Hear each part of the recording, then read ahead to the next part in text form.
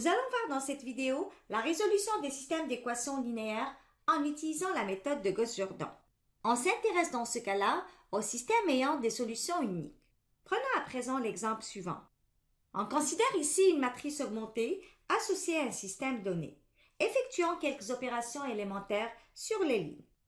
À la première opération, la ligne 2 va être remplacée par la ligne 2 moins 2 fois la ligne 1. En procédant ainsi, on obtient la matrice suivante. À la deuxième opération, la ligne 3 va être remplacée par la ligne 3 plus 2 fois la ligne 2. On aura ainsi cette matrice.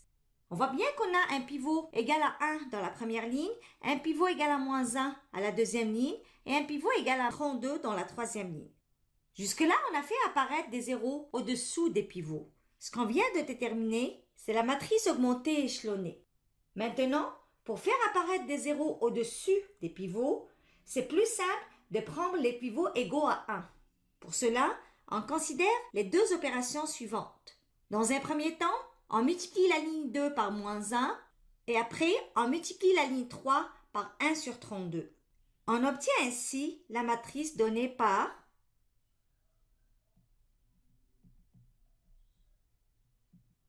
Continuons dans ce sens, où la ligne 1 va être remplacée par la ligne 1 plus 4 fois la ligne 3 et la ligne 2 va être remplacée par la ligne 2 plus 12 fois la ligne 3.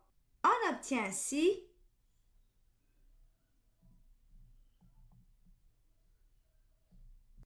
Finalement, si l'on remplace la ligne 1 par la ligne 1 plus L2, on obtient la matrice suivante.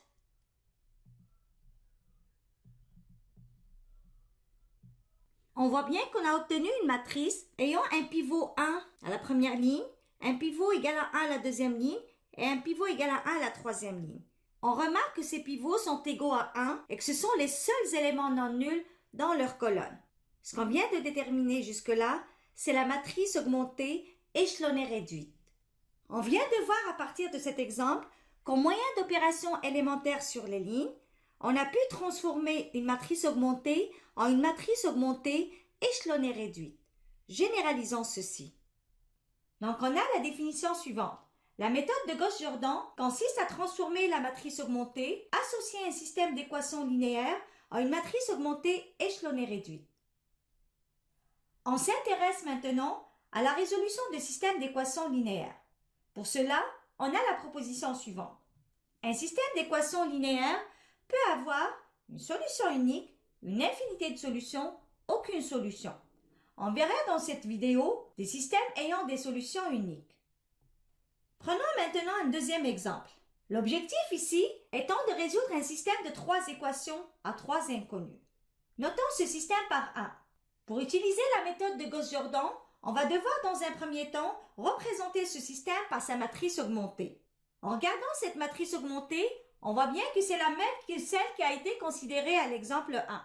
On a vu ensemble qu'au moyen d'opérations élémentaires sur les lignes, cette matrice augmentée a été transformée en une matrice augmentée échelonnée réduite, laquelle se traduit par un système qu'on note par 2.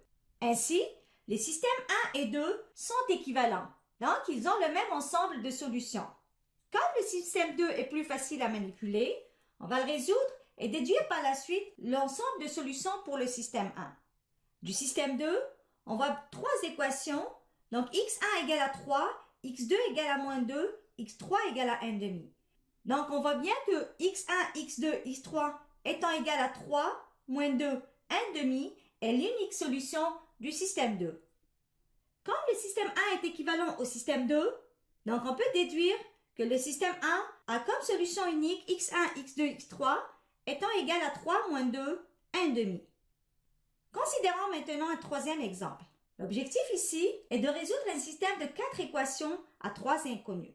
Donc dans un premier temps, on va représenter ce système par sa matrice augmentée. On va devoir par la suite déterminer la matrice augmentée échelonnée réduite. Maintenant, déterminons d'abord la matrice augmentée échelonnée.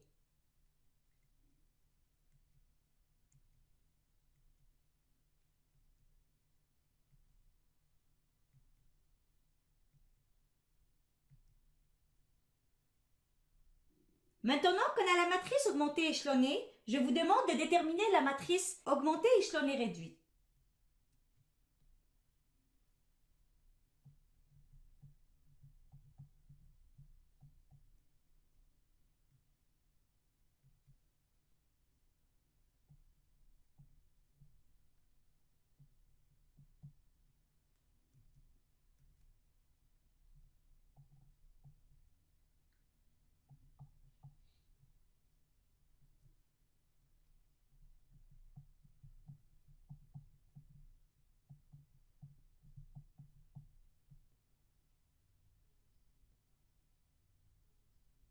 Donc, on avait un système au départ qu'on avait noté par 1.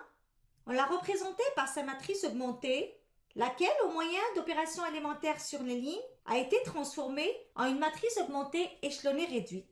Cette dernière se traduit par un système qu'on va noter par 2.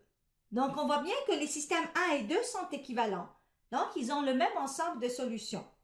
À partir du système 2, on a la dernière équation 0 égale à 0. Cette équation est toujours vérifiée. On voit aussi qu'on a x1 égale à moins 4, x2 égale à 2, x3 égale à 7. Donc x1, x2, x3 étant égal à moins 4, 2, 7 est l'unique solution du système 2. Comme le système 1 est équivalent au système 2, on peut déduire que le système 1 lui aussi admis comme solution unique x1, x2, x3 étant égal à moins 4, 2, 7. En résumé, nous avons pu voir aujourd'hui la résolution de systèmes d'équations linéaires en utilisant la méthode de Gauss-Jordan. On s'est intéressé aux systèmes ayant des solutions uniques. On a vu que la méthode de Gauss-Jordan consiste à transformer un système donné ou un système qui lui est équivalent mais qui est plus facile à résoudre.